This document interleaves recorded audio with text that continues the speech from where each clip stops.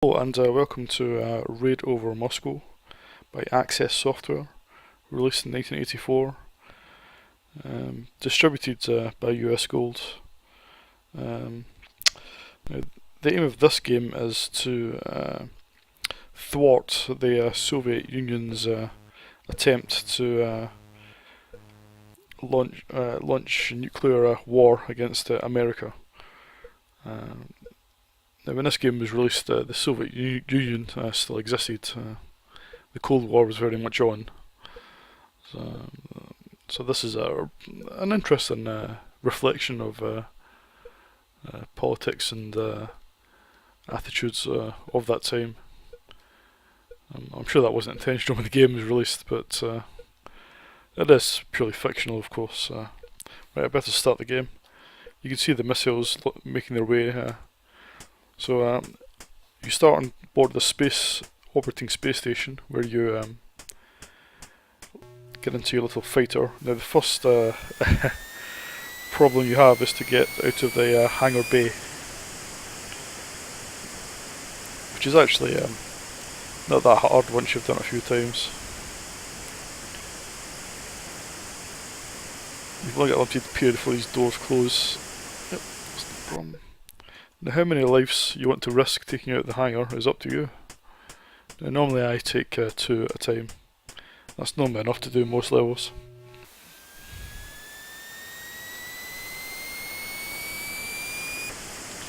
Now the graphics and sound were pretty good for its time, I think. Oh, fuck that one up. Now this is one of the earliest games I probably played on the Commodore 64. I used to go to my uncle's house to play this.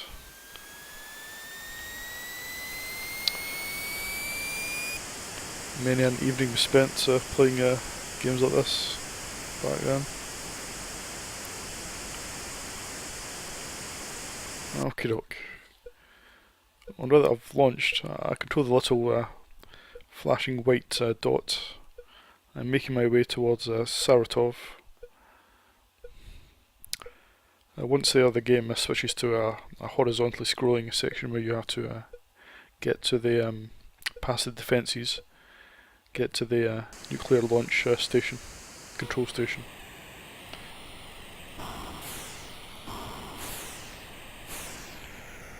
Now it helps to keep a low altitude below these missiles, otherwise you get destroyed really. Sometimes you've got to time it right. The graphics are a little sparse, but they do the job, and they're quite well done. The perspective works okay, it works quite well. I think the sound effects are okay, they're quite good actually, they're quite crisp. Nothing special, but you know, they do the job well.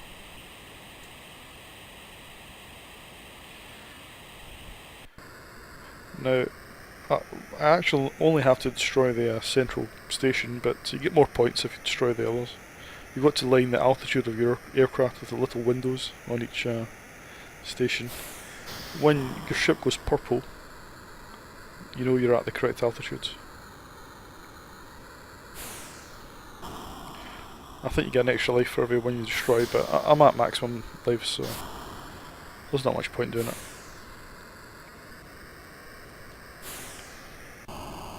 Okay, 1 down, and I think you have to destroy 3, and then you go straight to Moscow.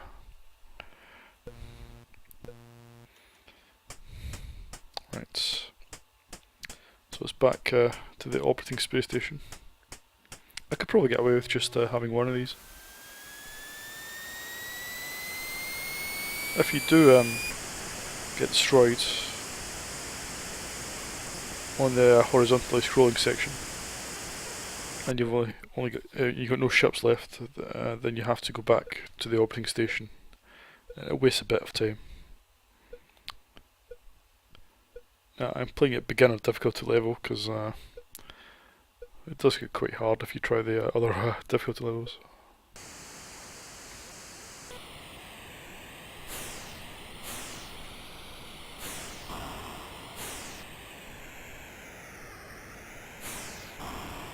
Now I've also played this on the ZX Spectrum, and it's actually quite a good game on the Spectrum as well. I think it was converted by Ocean on the ZX Spectrum. And they did quite a good job.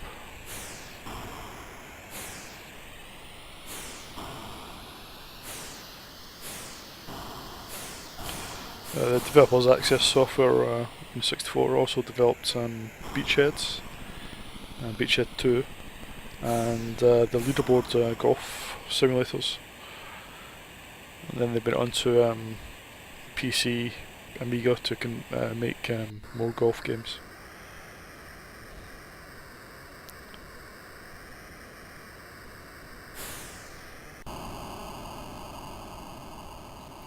Okay, that's 2 stations down.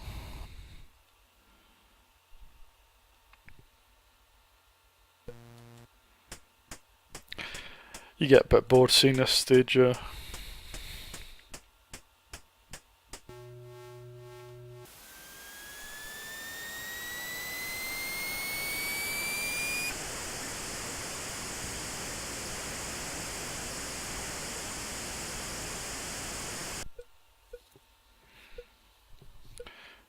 You'd be surprised reading forums and websites how many people find it hard to get out of the hangar. I really don't know why. It's not that hard.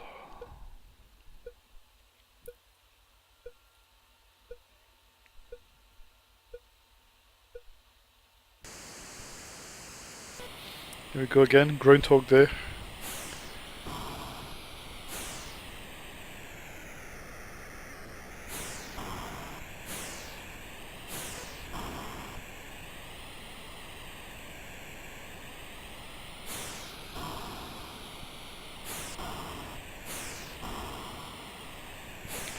This is where I'm tempting fate. I may well lose a life, but hopefully not the case.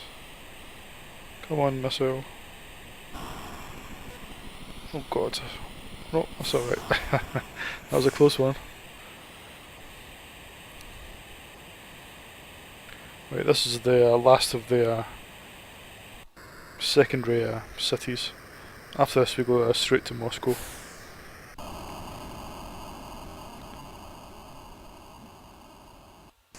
You can see there's no more space station type stuff. We're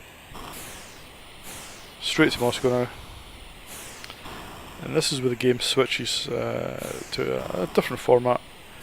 You get out of your aircraft and with your little bazooka, and you've got to attack the Kremlin. Now this is obviously a preposterous scenario. I can't see why this game managed to be deemed controversial on its release, because it's just it's just ludicrous. The whole concept is just ridiculous. But, in fact, I believe when it was re-released, they dropped the Over Moscow name, which is Raid. Now you have to find which door to go through. And all you're doing is you can control the elevation of your rocket launcher. The white door, that is the one. First guess, how about that? Now you have to clear all the defences, so you have to shoot all these guys on the wall. Now it's best to keep on the move. If you don't keep on the move, you will get hit.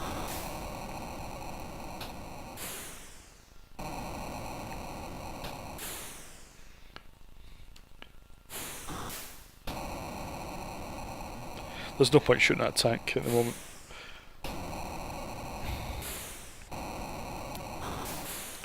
I'm doing quite well. I consider I haven't played this recently, but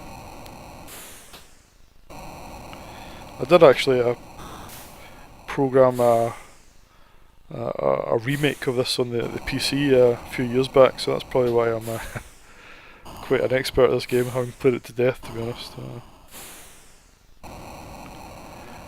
Right, here we go.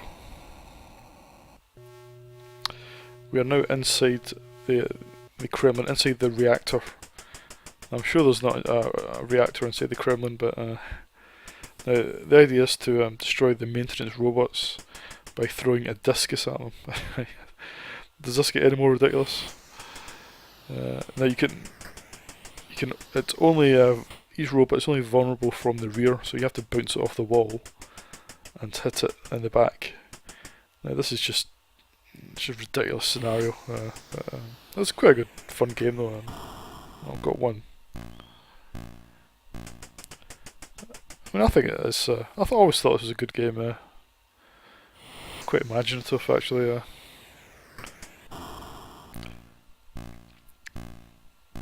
mean, I don't.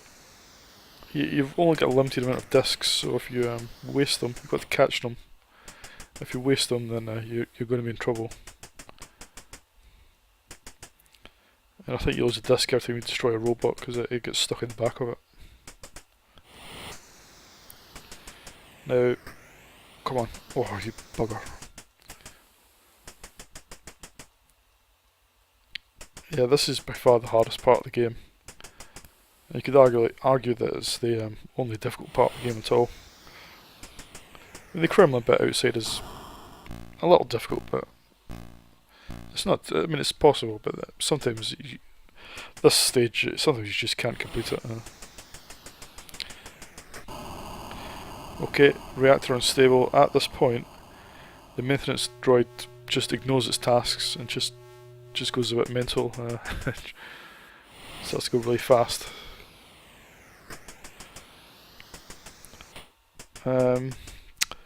Now, if you don't destroy it, it's going to be game over because the reactor will blow up and you get caught inside. But if you manage to destroy the last robot, the doors will open at the side and you'll be able to escape. So either way, it's game over. So I've got a minute 20 seconds to try and kill this bugger. Oh no! I was so close to hitting him there.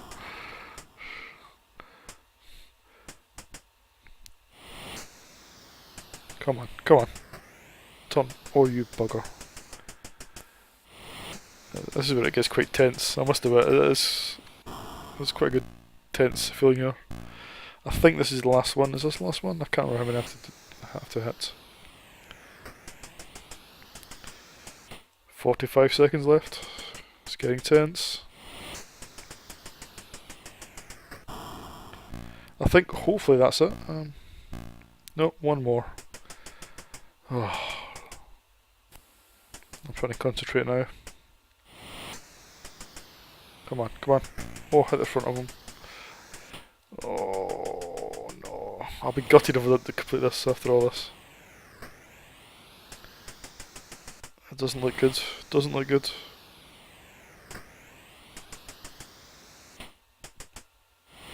Ten seconds left. No, oh no. I don't think I'm going to do it. Ah. Unfortunately, I didn't manage to escape. The world is safe, but I didn't make it, I'm afraid. All pilots missing in action. Well, there you go. That's pretty much all I can show you of Radio Moscow, because that's all there is. But it's quite a good game for the time. It's a single load game, and there's quite a bit of variety in the levels. Yeah, I think. I mean, time's not been too bad to it. I mean, graphically it's a bit dated, but yeah, I'll give it 7 out of 10. That's all for this video.